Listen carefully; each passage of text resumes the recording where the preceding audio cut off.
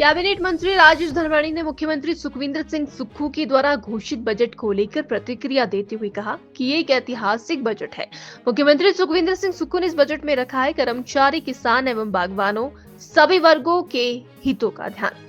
कर्ज के बोझ तले दबे किसानों के लिए प्रदेश सरकार लाई है एक विशेष योजना। किसानों की भूमि हिमाचल प्रदेश में भविष्य में नहीं हो सकेगी नीलाम। उन्होंने कहा, प्रदेश के प्रधानमंत्री नरेंद्र मोदी तो व्यय देते हैं बयान, विकसित प्रदेश विकसित देश, लेकिन जब प्रदेशों को धन वितरण की आती है बारी तो हिमाचल प्रदेश को रखा जाता है हाशिए पर।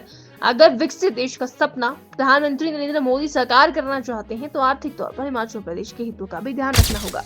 बहुत अच्छा बजट जो है माननीय मुख्यमंत्री जी ने तीसरा बजट पेश किया है, इसके लिए उनको मैं बधाई देता हूं। और हिमाचल निवासियों को भी बड़ी एक खास करके जो ग्रामीण क्षेत्र के लोग हैं, ग्रामीण आर्थिक जो है उसकी मजबूत हो सके, हमारे हिमाचल प्रदेश में खास करके पर्यटन क्षेत्र में निवेश हो सके और रोजगार के अवसर पैदा हो सके, इसलिए जो है ये बड़ा एक भविष्योन्मुखी बजट है और जिसका दीर्घकालीन जो है फायदा होगा। जहां एक तरफ पर्यावरण के संरक्षण के लिए जो है कदम उठाए हैं और मुख्यमंत्री जी ने टारगेट सेट किया है कि 31 मार्च 2026 तक हिमाचल प्रदेश जो है ग्रीन एनर्जी स्टेट जो है वो बन जाएगा और उसके चलते हमने रिन्यूएबल एनर्जी को जनरेशन जो है उसको बढ़ाने पे फोकस किया है। वहीं हमारा किसान जो है बागवान समृद्ध हो सके, वो उसकी तरक्की हो सके। हमने जहाँ पे एक तरफ दूध के खरीद मूल्य पे बढ़ोतरी की है 6 रुपये की, वहीं पे अगर 2 किलोमीटर से ज़्यादा का कलेक्शन सेंटर पे उसको दूध देना है तो 2 रुपये एक्स्ट्रा जो है प्रति किलोमीटर के हिसाब से उसको मिलेगा, उसकी तरफ भी कदम उठाए हैं। और गेहूं के मूल्य में तो जो है पिछले साल 40 रुपये प्रति किलो के हिसाब से जो हमारा ऑर्गेनिक व्हीट है, उस जैविक जो गेहूं है उसको लिए घोषित किया था। इस साल 20 रुपये प्रति किलो के हिसाब से उसको बढ़ाकर 60 रुपये प्रति किलो किया है और मक्की का जो है वो 40 रुपये समर्थन मूल्य घोषित किया है। इतना समर्थन मूल्य पूरे हिंदुस्तान के अंदर और दूध का समर्थन मूल्य जो है कहीं नहीं दिया जाता। तो जहाँ पे इसकी तरफ ध्यान दिया है वहीं पे हमारे महिला मंडल, युवक मंडल, स्वयंसेवी संस्थाएं, इनकी पार्टिसिपेशन से जो हिमाचल प्रदेश का सबसे बड़ा आकर्षण है वो है यहाँ के वन क्षेत्र हैं। यहाँ के घने वन होंगे, हमारे लैंडस्केप बहुत सुंदर हैं, इससे पर्यावरण भी ठीक रहेगा और जो पर्यटक हैं उनके लिए एक आकर्षण का केंद्र होता है। तो इसलिए नेचर को एंजॉय करने के लिए बाहर से लोग यहाँ आते हैं, उसको पर्यावरण के संरक्षण के लिए, वनों के संवर्धन के लिए एक बहुत अच्छी योजना जो है जन सहभागिता से लाए हैं, जिसमें टोटल अगर हम 1 हेक्टेयर में वन लगाएंगे तो लगभग 6.5 लाख रुपए 5 सालों में महिला मंडल और युवक मंडलों को मिलेगा। और एक बहुत बड़ी समस्या ये थी कि लोन लेते थे, जैसे हमारे यहाँ बड़ी संख्या में लोगों ने ग्रीन हाउस जो है इस्टेब्लिश करने के लिए लोन लिए थे। किन्हीं कारणों से कई लोगों के जो है वो लोन की रीपेमेंट नहीं हो पाई क्योंकि इतनी ज़्यादा फ्लक्चुएशन मार्केट में रही।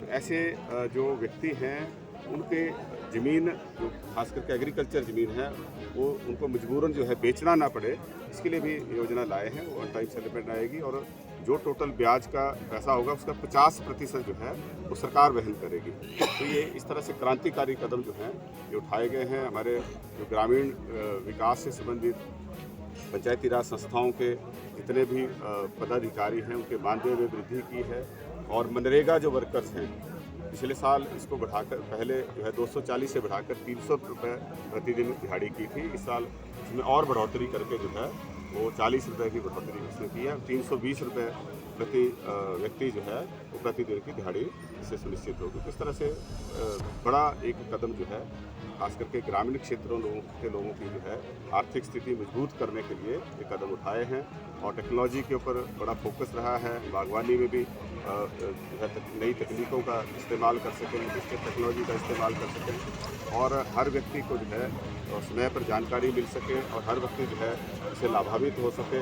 हमने स्वरोजगार के लिए राजीव गांधी स्टार्टअप योजना और मुख्यमंत्री स्टार्टअप योजना के तहत भी जो युवा हैं वो ई टैक्सी, ई रिक्शा अगर डालते हैं उसके लिए 40% सब्सिडी का जो है वो प्रावधान इस बजट में किया गया है।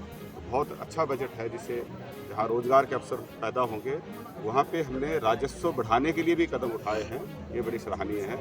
हमारा 2 साल का जो कार्यकाल रहा इसमें हमने अगर हमने कोई वेलफेयर स्कीम लेके आए हैं तो हमने उसके लिए पैसे का भी प्रबंध साथ में किया है और हमारा शेयर जो है, लेकिन भारत सरकार के जो आरडीजी ग्रांट्स हमें मिलती थी, जीएसटी का कंपनसेशन मिलता था और जो पीडीएनए के तहत जो पिछले साल बहुत भयंकर डिजास्टर आए थे उसके जो लॉस असेसमेंट थी वो भी हमारा अभी तक भारत सरकार के पास पेंडिंग है। अगर भारत सरकार भी हमारे जैसे पहले जिस स्तर पे जो है वो प्रदेश का सहयोग किया जाता था वैसे ही अगर सहयोग हमें मिलेगा तो निश्चित तौर पे हिमाचल जो है वो बड़ी तीव्र गति के साथ आगे बढ़ेगा और हिमाचल खुशहाल होगा तो देश खुशहाल होगा। हिमाचल राज्य विकसित ना हो और भारत विकसित हो जाए तो भारत विकसित का नारा देने वाले हमारे प्रधानमंत्री जी को भी सोचना पड़ेगा कि हर राज्य का विकास सुनिश्चित करेंगे तभी जाके जो है देश विकसित होगा।